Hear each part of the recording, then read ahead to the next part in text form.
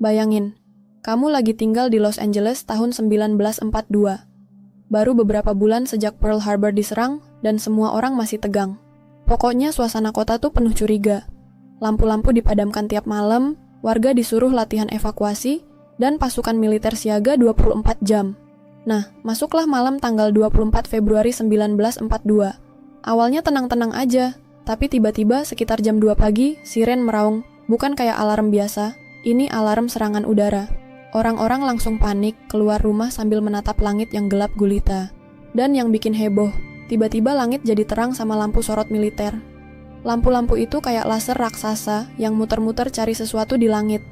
Tembakan anti pesawat mulai ditembakkan ke udara. Ratusan, bahkan ribuan peluru. Suaranya kayak petasan tahun baru, tapi ini serius. Warga yang nonton dari kejauhan bilang mereka ngeliat sesuatu di langit.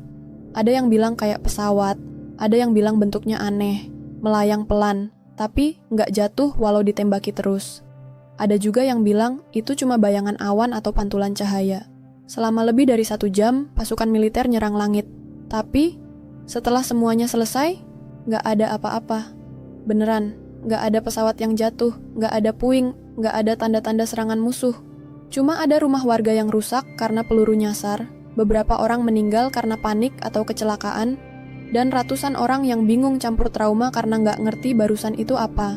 Lalu, kenapa bisa gitu? Beberapa hari kemudian, pemerintah bilang, maaf ya, itu cuma salah deteksi. Mungkin balon cuaca, mungkin cuma ketegangan perang aja. Tapi banyak orang nggak puas sama jawaban itu. Masa sih ratusan peluru ditembakkan cuma gara-gara salah lihat? Akhirnya teori-teori pun muncul. Itu pasti pesawat Jepang, tapi teknologinya canggih, jadi nggak kelihatan. Bisa jadi itu uji coba militer rahasia, dan mereka nutup-nutupin. Gila, jangan-jangan itu UFO. Dan yang terakhir itu, yang paling rame dibahas sampai sekarang.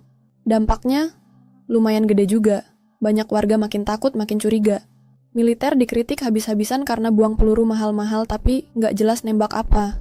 Pemerintah makin serius soal pertahanan pantai barat. Dan makin ketat soal info yang boleh keluar ke publik.